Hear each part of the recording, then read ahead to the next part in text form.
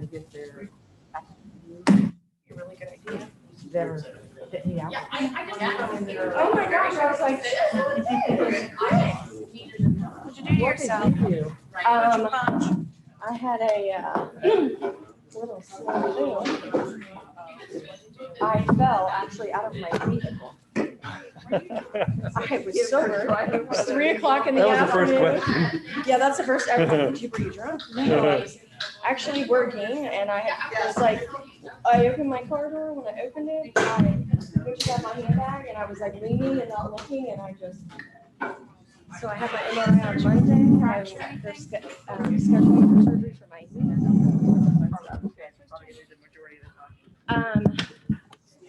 I am going to have Livermore do it, I think.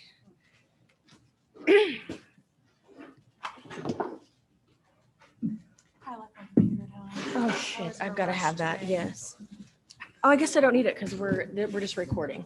Okay. I was in a rush. I have what's called a ganglion cyst, and so yeah, You know how they used to cure those back in the day? with a Bible. That's what the doctor told me. He's like, it used to be called a Bible cyst, and I was like, well, I'm not going that route, and so this is my second cast, so I have a few more days, and then hopefully they'll take it off. So if they do, that'll be super exciting. I didn't turn out the agenda. I was so lazy today. I couldn't find it on my That's all right. I think Hungry brought.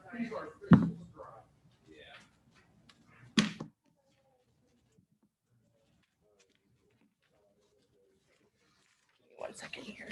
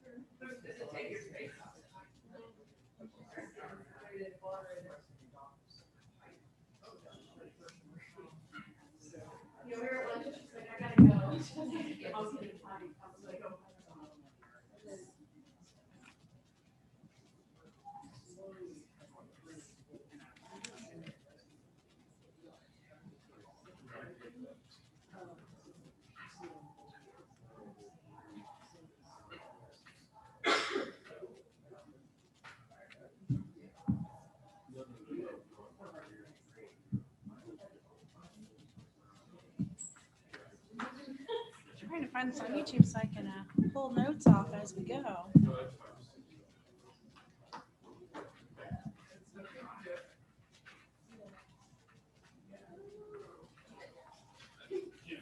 Does it go out simultaneously? Sorry? It goes out simultaneously? It's supposed to. Yeah. Thank you. I'm just trying to pull it up on YouTube.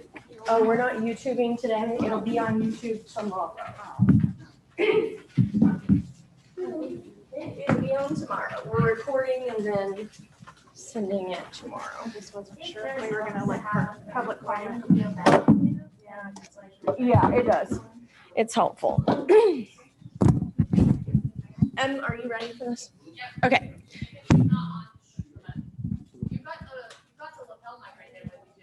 Oh, goody. Okay. Green means go, Puff Toodles. All right, we're going to call the July 21st, 2021, 4 p.m. Animal Control Advisory Board to order. I need a motion of the approval of the minutes from the May 18th, 2021 meeting. All those in favor say aye. All those opposed, same sign. Motion carries. We don't have any housekeeping meetings or items this meeting. We are going to start off with opportunity for public comment. Do we have anybody from the public that would like to speak today? Hi, my name is Christy.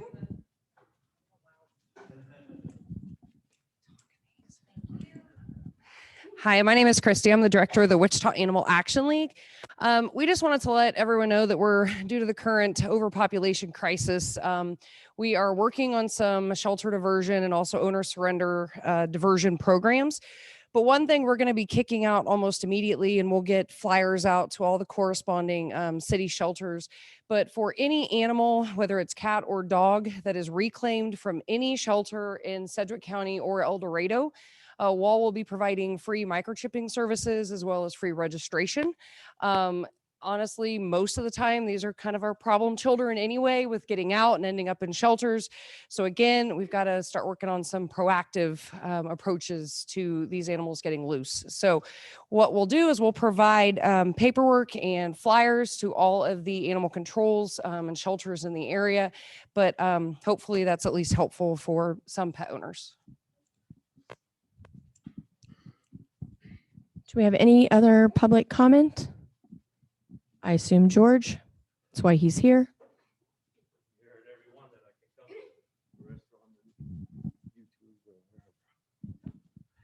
Where do I need to go? Stand right there in that booth for me. Thank you. Great. I apologize. Is it a possibility that you also disseminate that information digitally as well through social media? I don't see why not. So in a nutshell, the idea is they would just need to provide us with proof that they're in the right shelter. Obviously, statistically, reclaim rates are so incredibly low that those people should be celebrated that they're actually stepping up. So that's kind of the idea behind it. But yes, absolutely. We'll have flyers made and we can distribute them however appropriate. Thank you very much. Just to recap for the audience members who will be attending online, she asked if the same information that's being provided to the shelters and to the public will be provided to here. And yes, they will be. They'll be provided, and then WAL will take care of the microchipping. All right. Next. All right, George Theo Harris. Wichita, the shelter got down to 11 workers, and that's just shameful. City manager used COVID, but that's public safety. So that's sad that we got down so low. I called in, a guy was selling 11 pit bulls on it right close to the neighborhood in Wichita. And unless it was Immaculate Conception, there's no way that could happen. They're all supposed to be spayed or neutered in the city limits. And the lieutenant couldn't send any people there because he just didn't have the manpower. Then we had another instance where a friend of mine said he saw 9 pit bulls at this one place, and I was pretty sure it wasn't a pit bull daycare center thing. So we had animal control go out there. They knock on the door. Of course, people don't answer the door. Then now they know that they're on to them. There's a drive-by that night. 2 neighbors' houses got shot next to them. Don't know if it had anything to do with that, but the dogs are still there. Twice they got out. Anywhere from 6 to 9 of them got out and were circling neighbors. Very unacceptable. And they keep going out to the house. They won't answer the door. And it is sad that we don't have something in place where, I mean, there's pictures of them and everything. It's just sad. And we should have never let animal control get down so low. And that the city manager needs to be held accountable for that. Thank you, George. All right. Do we have any other public comment? All right. We're going to go right into staff reports. We're going to have Lieutenant Hungria come give staff reports.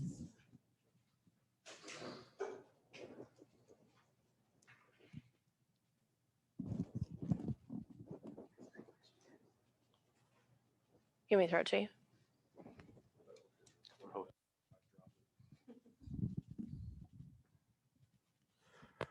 Okay. Go over first the dog bites by district. In District 1 in May, there was 12. In June, there was 9. That brings a total for the year of 73. District 2 had 3 in May and 5 in June, brings a total of 27. District 3 had 14 in May, 9 in June, brings the total for the year at 46. In District 4, he had 6 in May, 7 in June, brings total for the year at 42. District 5 had 9 in May and 6 in June, brings the total to 34. In District 6, you had 12 in May and 2 in June, brings total of 39 for the year. Dog attacks by district. District 1 had 5 in May and 6 in June, brings 19 on the year. District 2, 3 in May and 2 in June, brings the total of 21. District 3 had 6 in May and 2 in June, brings total 26. District 4 had 6 in June and 6 in May and 3 in June, brings total 26 for the year. District 5 had 7 in May, 1 in June, brings it to 16.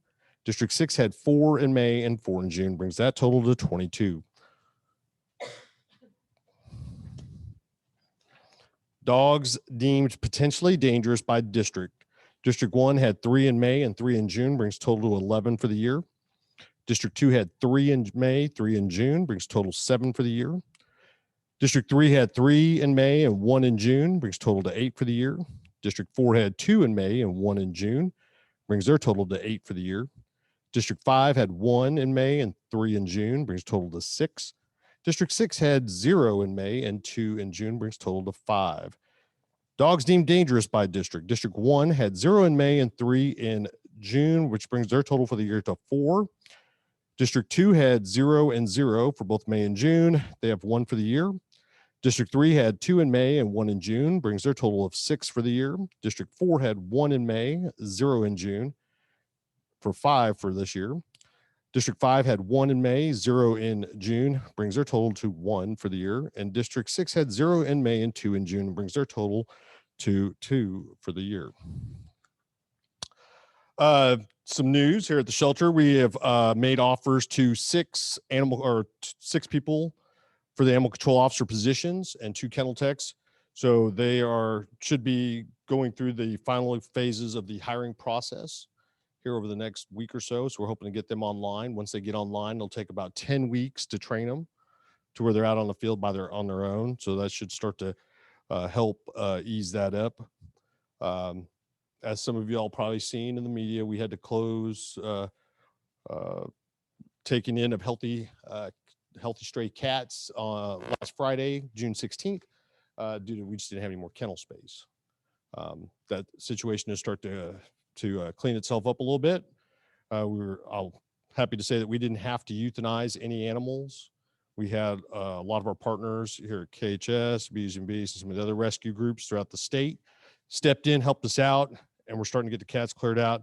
And we're hoping to bring the ability for citizens to bring cats back into this facility here in the near future. We're hoping the next couple of days. Okay.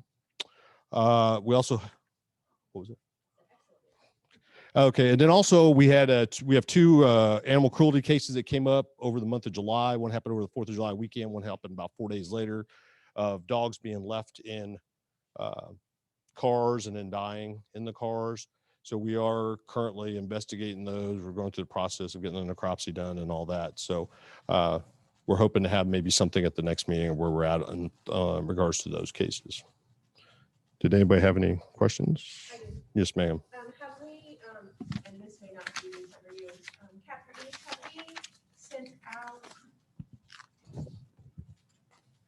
So sorry, I forgot to turn my microphone back on. Captain East, have we sent out our usual summer email to the supervisors of each watch about animals in hot cars? I believe that it went out early. Okay. We'll send it out again since we're at midpoint. Perfect. Yeah. Thank you very much.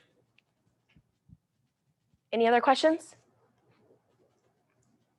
Thank you, A full Lieutenant. quiet crowd tonight. I know. Thank you, sir. This thing is going to just roll. Okay. All right, moving on to new business. We did not have any new business brought forward by the board. We do have some old business. Elaine Stephen, board member, update on the responsible pet owner pamphlet. We decided not. Hold on one second.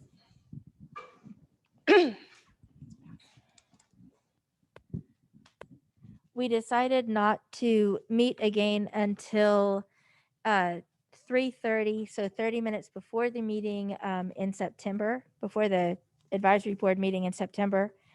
And because most of our items right now are to do instead of needing discussion. One of the items that was to do is about messaging and contacting the city, and we're in the process of that to see how they can help with getting education about spaying and neutering, microchipping, and restraining animals out on their social media platforms.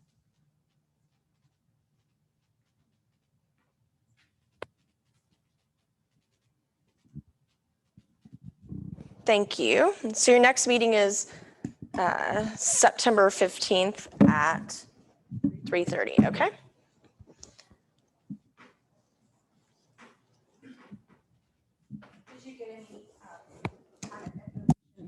Did you get any information?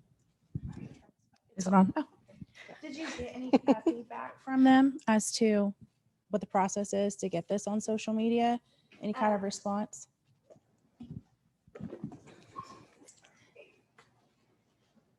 They said that they can post about monthly on the channels, and then they don't want they want it to be family friendly imaging, which is understandable. I'm not sure how to go about communicating to people kind of that if you don't spay and neuter your kittens and they wind up in shelters, that they die very difficult deaths, and then only 4% of neonatal kittens survive without their moms. I'm not sure how to communicate that, but we'll figure it out. Thank you. Do we have any issues or updates from board members? This is that you have an opportunity to report on activities, events, or concern in your neighborhoods or in your district. Yep. Thank you. I had a couple of people come to me after the 4th of July mentioning that there were several dogs running stray in their neighborhoods. They were obviously pet dogs, not stray dogs, that had been frightened with the fireworks. And since the 4th of July fell on a Sunday this year, there was no animal control available, which was unfortunate. And the police were not able to always respond because they were overwhelmed as well. But I was wondering if that was something that we could or should help communicate to the public. Keep your dogs inside for the 4th so they don't get out or get loose on the 4th. Is that something that we could somehow communicate to the public?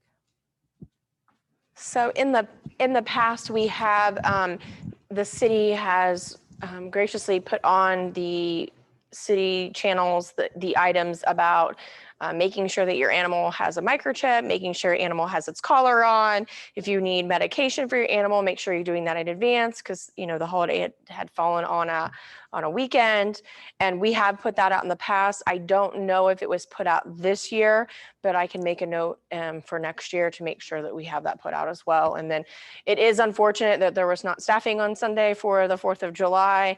I think that Lieutenant, when he gave his, there was somebody. Oh, here we go. Here he comes. We need a runner. Get your steps in for the day. But being down, obviously, as low as we are with staffing has made it difficult to get to every call in a very timely manner as well. Yeah, the shelter was open, or excuse me, the shelter was closed. The facility was closed on the 4th of July, but we still had our drop boxes that were available, Mhm. and we still had animal control officers working the street, and we still have animal control officers that are on call. We only operate from 7 a.m. to 10 p.m. So after 10, then there's animal control officers are on standby if there's animals out there. Now, with that said, we only come out for certain things. A stray dog or a lost dog is not going to be one of the things that we call an animal control officer in. We call them in if they're hit by a car and then you go to the vet, or there's a, a very serious bite incident or something like that.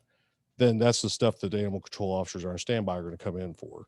But them, somebody losing their dog or their dog being upset or having too much anxiety during the 4th of July and they escape from their backyard is not one. Also, I gave multiple interviews, I think to Channel 10 and Channel 12 in regards to some things to do with that, with animals on the 4th of July. So we did do, I thought we did a lot. Whether the facility's open or not is not going to control that part of it. It's just how many animal control officers you have on the street at that particular time. And we do run a little bit lower number depending on, the holiday and how it falls. So, and it's just our current staffing, it's going to only be one person on the street, But we have more coming. but we have them coming. Captain East going to get me 4 more.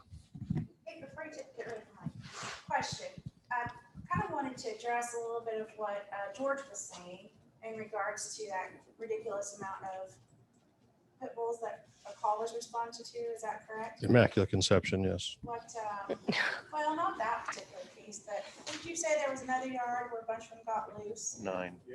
9? Same house. Oh, same house. Well, they were selling 11 on a different thing, but he's well aware of the house. They've been out there, I don't know, 5, 6, 7 times. Well, here's the thing, George, we can only go as far as the law allows us to go. We can only knock on the door. We can't force our way into someone's residence or onto someone's property to inspect how many dogs they have. I think the neighbor that was been contacting you, we've asked numerous times to get us some photographic evidence of the stuff that's going on so we could then do with that what we could do, because Jan was here a couple of meetings back who said that if we had photos or Right. something like that, that we would be able to move forward. We never got that information, so we can't move forward on that kind of stuff. So his word isn't good enough. Him and his wife's word isn't good enough that there's 8 or 10 pit bulls next door. Okay, but George, Jan and them need what they believe is enough evidence to prosecute a case to then, so they can win the case, okay? They had different neighbors that were surrounded by these dogs. Okay, when Jan was here, and I think you were at this meeting as well, Jan said she would like to have pictures or video, and then she would like to move forward with it. Yes, sir. Let me just Captain. address this real quick. I don't even like it. This is very simple. We have to respect part of our oath in our office, and what we do is respecting everybody's rights, everyone's rights. And if someone came up to me and told me that an individual in House A is selling drugs, and that person we may know they're right, but we have to have that evidence to move forward in the process. And I'm not saying the person that gave you the information, George, was wrong or misinformation, but we still have to have the information. And I was here when Jan talked about what was needed, and we need, that helps us, those photos. Because we do run into instances where neighbors become angry or upset or frustrated, or whatever word you want in there. And sometimes they give some misinformation, or they're misinformed and they're not sure.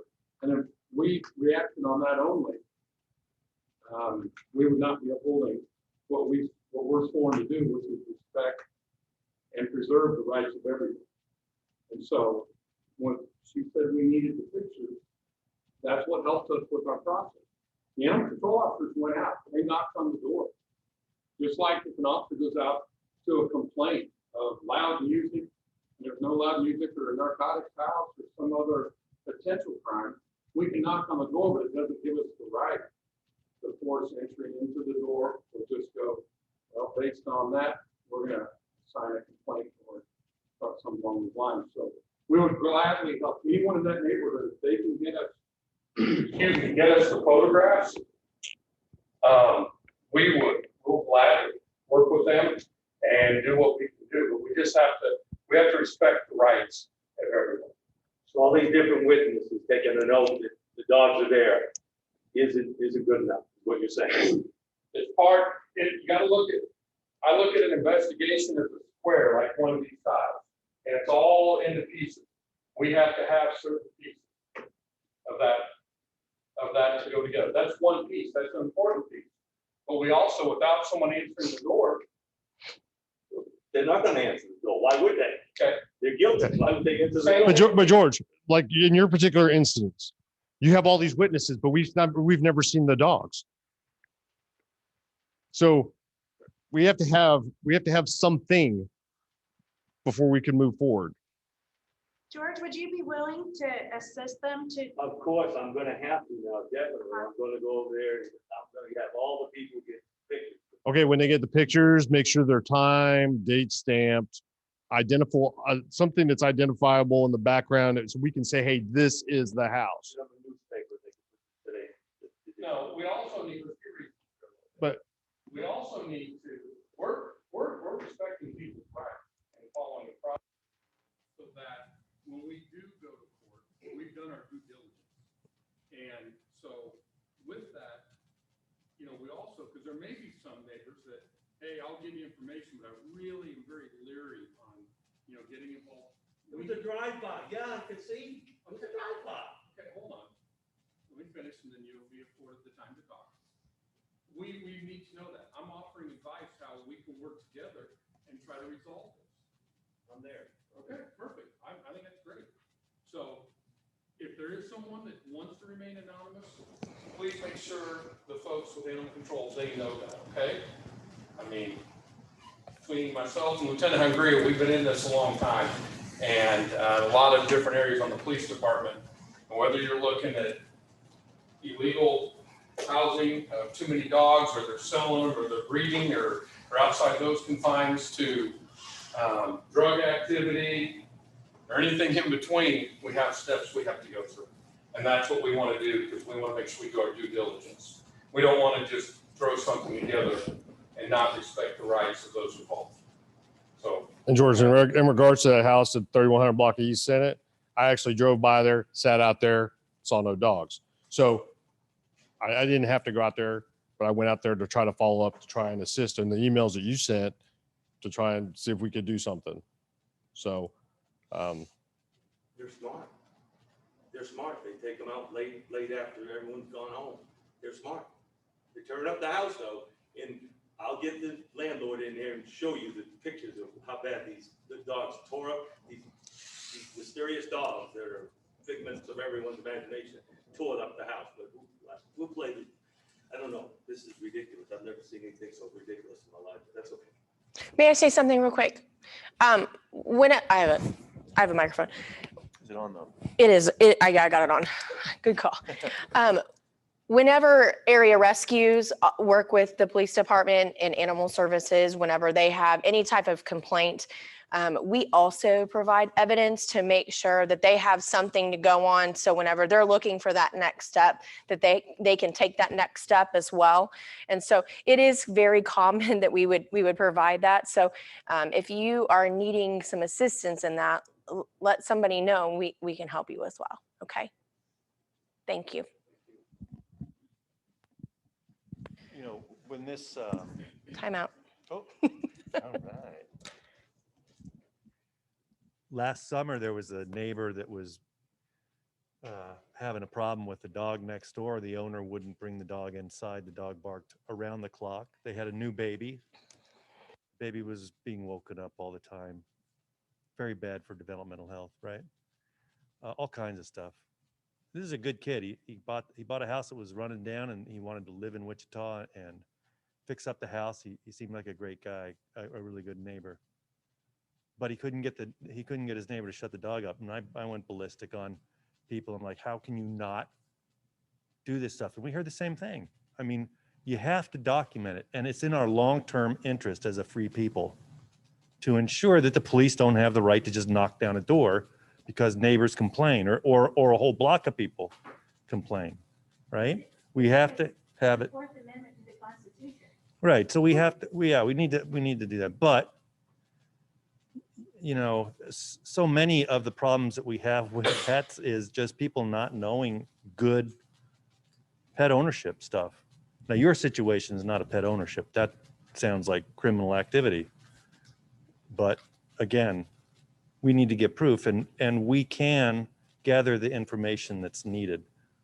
There's a lot of resources in our neighborhood for recording stuff. If there's a concerted will by neighbors to get something done, it will get done. And it'll get done a lot faster than calling on the city staff. It'll get done a lot faster by neighbors getting together and dealing with the situation. So Thank you. Do we have any other board members with any issues or updates or activities they would like to report on in today's meeting? Okay. Well, our next meeting will be September 15th. I'm sorry that I typed October. I meant in September, here at the Kansas Humane Society at 4 p.m.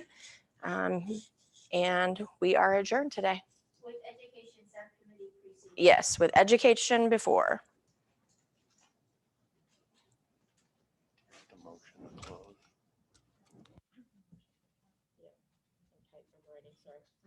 I do need a motion to adjourn. I move that we adjourn. Thank you. All those in favor, aye. Aye. Same sign. Motion carries.